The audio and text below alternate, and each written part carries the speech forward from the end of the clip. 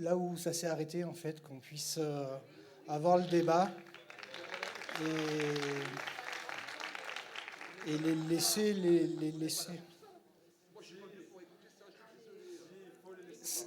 Alors, en fait, il y a eu des paroles faites qui méritent d'avoir une réponse, un petit débat, et voilà. Enfin, c'est un peu quand on dit, oui, le RIC, la peine de mort, l'avortement, etc. De quel... Je vais reprendre tes mots, Étienne, en fait, parce que j'avais bien aimé le truc. Mais de quelle hauteur on est pour décider qui doit parler ou pas parler? Si on veut une réelle démocratie, bah, on parle de tout, quoi. Voilà.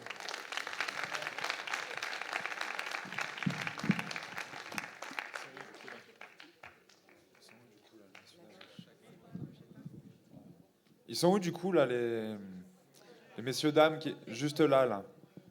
Elle est où, Karine, pour donner le micro? Ah, il nous manque les donneurs de micro, par contre, là. Voilà. C'est bon, ça y est, ils sont là. Bon, par contre, je vais vous demander de faire un peu rapide. Ouais. 1, 2, 1, 2, ça marche? Ouais. Donc voilà, je vous remercie de me redonner la parole. Je suis d'accord aussi qu'on puisse s'exprimer quand on a des points de vue pas d'accord avec tout le monde, forcément. Donc moi, ma question, elle était... j'avais écrit un tract, mais je ne vais pas tout lire. Je vais essayer de faire plus brièvement oral. C'est, disons, les prises de position de M. Chouard, qui est entre-temps quelqu'un un peu connu au niveau national, qui a une certaine médiatisation. Il amène de la visibilité à des choses. Donc, quand il prend des positions comme il a pris sur M. Soral, qu'il traite de résistant à plusieurs reprises, pour moi, ça fait de la publicité à M. Soral. C'est un problème. M. Soral est un antisémite viscéral. Toute sa vision du monde, elle est définie par son antisémitisme. Quand il gueule contre le système et la presse, il dit ça parce que les journalistes, selon lui, sont des juifs. Quand il gueule contre la finance, il dit ça parce que, selon lui, les banquiers et les financiers sont des juifs. Donc c'est vraiment un mec qui a une vision du monde imprégnée par son antisémitisme. Là, c'est vous qui en parlez. Hein. Et ce n'est pas juste un détail chez lui, c'est vraiment sa vision du monde qui est déterminée par ça. Et je sais bien que M. Chouard, je l'ai déjà entendu souvent le dire... J'en parle jamais. C'est vous qui en parlez. Moi, oui, j'en parle. Oui, j'en parle parce que vous continuez à avoir vos interviews qui sont, par exemple, publiées sur le site de M. Soral, d'égalité et réconciliation. Moi, par exemple, si Soral voudrait mettre quelque chose de moi sur son site, je lui ferai un procès pour qu'il l'enlève. Je ne veux pas être associé à ce genre de personnage. C'est absolument insupportable d'être associé à un antisémite notoire, à quelqu'un qui est un négationniste, qui nie l'existence de la Shoah, qui fait des blagues sur les 6 millions de juifs morts, etc., etc. Je vous passe tous les détails. Mais Soral, c'est ce genre de personnage. Donc, aussi de dire en public que M. Soral a fait du bien parce qu'il a tiré le Front National à gauche, je me demande où il est, le Front National à gauche. Donc voilà, moi, le RIC et tout ça, j'ai beaucoup écouté, on peut discuter, on peut avoir des avis contraires, moi là-dessus, il n'y a pas de souci. Mais au préalable, pour discuter de ça comme ça tranquillement, moi, il y a une question de positionnement par rapport à des gens qui sont antisémites, négationnistes, xénophobes, machistes, homophobes, etc. Je peux continuer la liste. Il me faut une clarification par rapport à ces positions-là. Merci. Etienne répondre, je vais juste dire une chose, c'est mon avis personnel, hein. Mais la publicité pour Soral, là, c'est vous qui êtes en train de la faire. Voilà.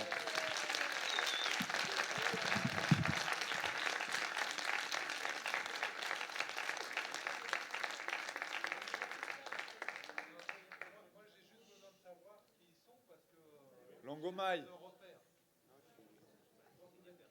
Je m'appelle Paul et j'habite à Fort-Calquier, ou à Limon.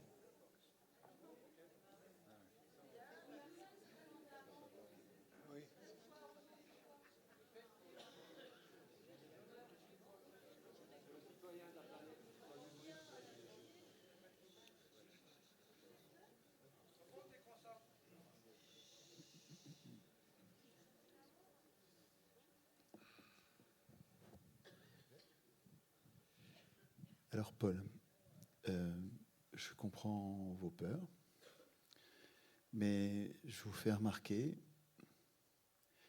que absolument tout ce que je fais et dis depuis 15 ans correspond à ce que je pense et vise à éviter, faire disparaître toutes les formes de domination et de tyrannie, et de domination même.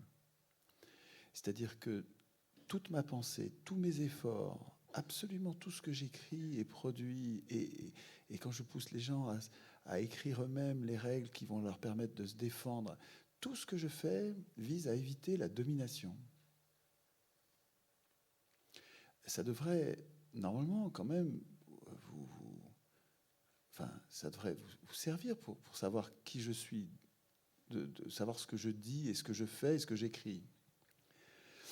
Alors, sur cette personne dont vous parlez, dont je ne parle jamais. J'en ai parlé une fois dans ma vie, et depuis, ça tourne en boucle comme si j'en parlais tous les jours. C'est pas vrai, j'en parle jamais. C'est vous qui en faites la publicité. Je ne sais pas si vous payez pour ça ou si c'est bénévole. C'est une blague, hein, je sais bien que... Mais bon, les journaux, en tout cas, je ne sais pas s'ils le font pour de l'argent ou s'ils le font bénévolement, mais c'est eux qui font la promotion de ce qu'ils prétendent combattre. Je répète, c'est eux, je ne parle pas de vous, mais les journaux qui disent tous les jours que je suis soralien, mais d'où ça vient ? C'est eux qui font la promotion de ce qu'ils prétendent combattre. Et sur le fond des choses, tout ce que je dis est au rebours de ce que vous dénoncez. Vous avez raison, moi aussi, je condamne, et du fond du cœur, le racisme sous toutes ses formes. Je déteste le racisme, c'est une plaie. Mais si tu veux, quand je... Enfin, c'est une question de méthode. Je me dis, et je me trompe peut-être, mais j'ai l'impression d'avoir raison là-dessus. Je me dis, quand je traite quelqu'un de raciste, je dis, toi, tu es un raciste, tu es un fasciste, tu es un...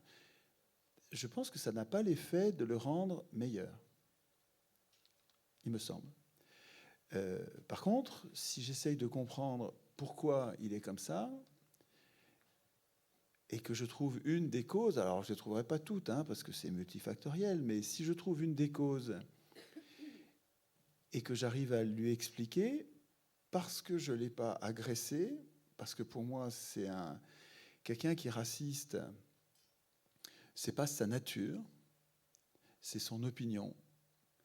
Il peut changer d'avis. Et le rôle de la politique, c'est ça, c'est de nous parler entre nous pour changer d'avis. Essayer de se tromper le moins possible. Si j'arrive à le rendre moins raciste, avoir moins d'idées racistes, il me semble que j'ai réussi quelque chose de mieux que si je le combats comme si c'était quoi. Si vous voulez, j'ai l'impression que, bon, je me trompe peut-être, mais j'ai l'impression que ceux qui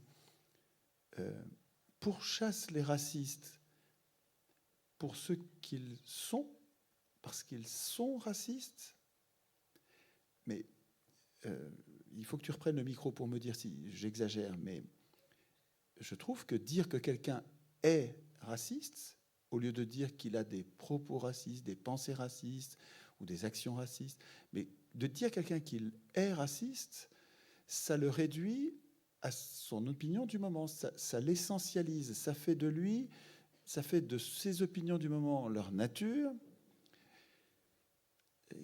Est-ce que j'exagère quand je dis que c'est raciste de faire ça ?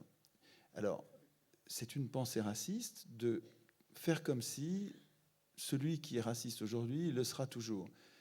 Alors, il me semble que moi je suis prof, donc je passe mon temps à me donner du mal pour que les gens, en l'occurrence les enfants, les étudiants, s'améliorent et se trompent de moins en moins. Et je fais la même chose pour moi, j'essaye de me tromper de moins en moins. Mais la façon dont les antifas, dont je me sens très proche sur les objectifs, mes objectifs sont antifascistes. Je crois que je le prouve tous les jours, tout le temps. je lutte contre la domination. À ma façon, je pense que nous devrions être tous, et quand je dis tous les êtres humains. Et je ne me permets pas de dire, lui, il n'est pas digne de faire de la politique, lui, il ne faut pas lui parler. Pourquoi il ne faut pas lui parler? C'est pas un être humain? Si, il faut lui parler. Il a des pensées dangereuses. Ok, ben, il a des pensées dangereuses. À mon avis, Paul, s'il a des pensées dangereuses, il faut les prendre à bras-le-corps. Il faut démontrer publiquement qu'elles sont dangereuses. Pourquoi le racisme est dangereux? Et si tu veux, il me semble que quand un enfant, et je pense à mes enfants, mais à tous les enfants, mais quand un enfant, dans un hall d'immeuble, voit débouler des idées racistes, des idées sommaires, mauvaises, caricaturales, cherchant un bouc émissaire, et nous les humains, nous n'attendons que ça. Hein. On a une tendance tous à simplifier les choses et à chercher les boucs émissaires, c'est plus simple.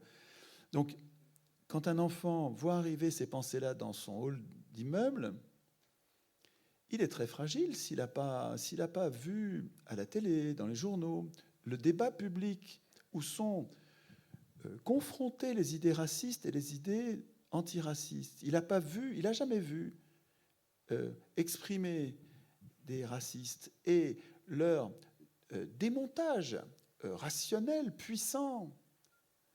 Il se retrouve, sans avoir vu cette controverse, il se retrouve face à des racistes qui n'ont aucune peine à le convaincre. Il n'a pas l'argumentation pour répondre.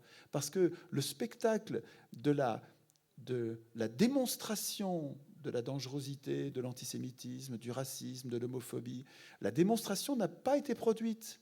Le problème, c'est qu'aujourd'hui, en hystérisant nos positions, en s'en prenant aux messagers au lieu de s'en prendre aux messages, en faisant certaines pensées, des pensées interdites qu'on ne peut plus même exprimer, on ne met plus en scène la contradiction. Mais cette mise en scène, alors qu'elle est nécessaire pour que les jeunes gens, mais même les adultes, comprennent les tenants, les aboutissants. Qu'est-ce qui fait qu'on pense qu'on est raciste? Celui qui est raciste va le montrer. On va comprendre pourquoi il est en train de devenir raciste. Mais ceux qui sont contre le racisme, qui à mon avis évidemment ont des arguments bien plus forts, vont démontrer publiquement et à répétition plusieurs fois, vont montrer que ces idées sont pas seulement indignes, mais néfastes, dangereuses, contre-productives. Et cette démonstration publique sera bien plus puissante que, à mon avis, c'est l'idée démocratique, mettre en scène les conflits pour apaiser la société, bien plus puissante que le combat antifasciste qui consiste à aller leur taper dessus. Excuse-moi, mais il me semble qu'aller leur taper dessus, ça ne fonctionne pas. Ils se radicalisent, ils deviennent ultra-violents, et vous êtes comme conduits à devenir vous aussi ultra-violents. Il y a une espèce d'escalade de la violence avec un oubli de la politique. Quand on fait ça, on a renoncé à faire de la politique. Si tu veux, peut-être que je me trompe, et peut-être que c'est votre méthode à vous qui est la bonne, et que c'est comme ça que vous viendrez à bout du fascisme, et que moi, ma méthode n'est pas bonne. Peut-être. Mais ça ne fait pas de moi un criminel. Je veux dire, enfin, c'est déconnant. Me traiter de crypto-fasciste ou complice avec le fascisme, alors que je passe mon temps à me bagarrer contre. Tout ça parce que j'aurais des fréquentations. J'insiste, je suis en train de penser un projet politique commun, donc c'est-à-dire pour tous les êtres vivants sur le pays où je vis. Je dis bien tous les êtres vivants, pas seulement ceux qui sont d'accord avec moi. Dans ces êtres vivants, il y a des gens qui aujourd'hui ont des pensées dangereuses. Je sais ça. À mon avis, ils sont très peu nombreux. Ils sont même pas 1%. Ils sont rien du tout. Les gens très dangereux, ils sont pas nombreux. En tout cas, je me trompe peut-être, mais en tout cas, j'essaye de... Même s'ils étaient plus nombreux... Je suis un être humain, je les considère comme des êtres humains. Ce sont donc des êtres qui sont légitimes à opiner, même s'ils sont dangereux. Il y en a d'autres que je trouve bien plus dangereux aux manettes, mais beaucoup, beaucoup, beaucoup plus dangereux aux manettes du pouvoir. Et on me fait reproche de dire que ceux qui sont au pouvoir sont le fascisme. Alors, ok, je veux bien dire autre chose que du fascisme. On me reproche de dire Soral est résistant et Hollande est fasciste. Alors, soi-disant, c'est une inversion. Excuse-moi, mais quand je vois le mal que fait Hollande quand il détruit le droit du travail, quand je vois le mal que fait Macron quand il détruit la sécurité sociale, ça me paraît d'une gravité infinie, gravissime. Alors que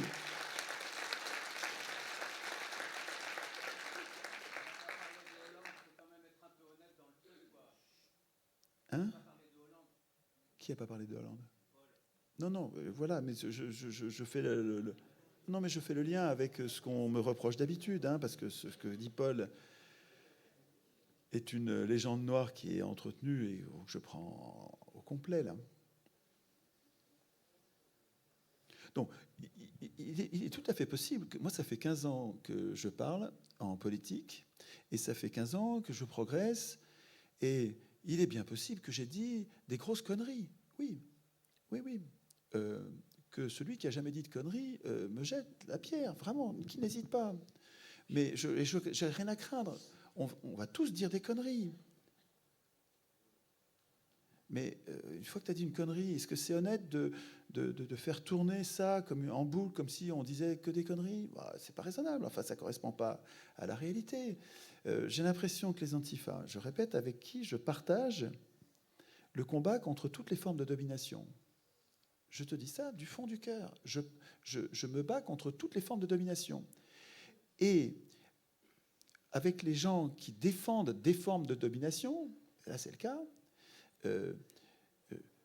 j'imagine plus ou moins dangereux que de les combattre. D'abord parce que je ne suis pas bâti pour les combattre, et puis parce que ça me paraît plus possible.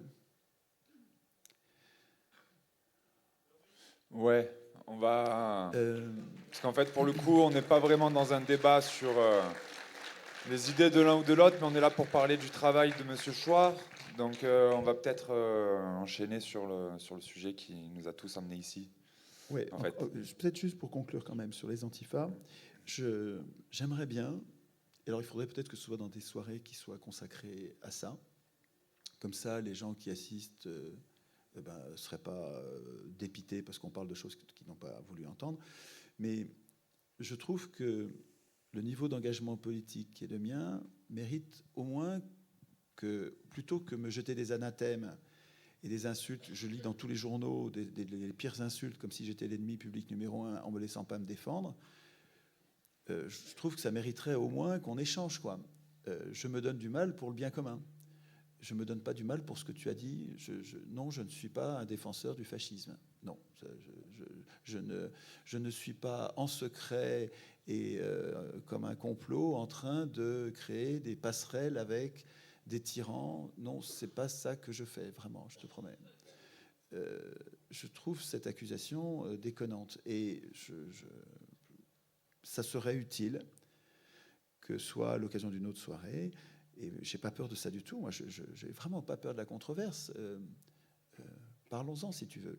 Mais je trouve qu'on devrait organiser ces échanges parce que le résultat de ce que font aujourd'hui les antifas, alors certains, à mon avis, mal intentionnés et d'autres bien intentionnés qui se font emporter, mais le résultat, c'est de nous couper en deux, de couper le peuple en deux. Il y a plein de gens qui s'éloignent de l'idée d'un processus constituant populaire parce qu'ils ont peur de moi à cause de ce que vous dites. Le résultat est catastrophique, j'en sais rien, mais le résultat est pas bon, quoi. C'est affaiblissant pour l'intérêt général, il me semble.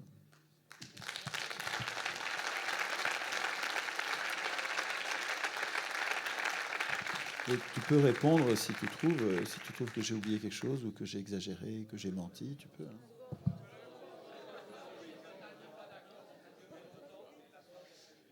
Bon.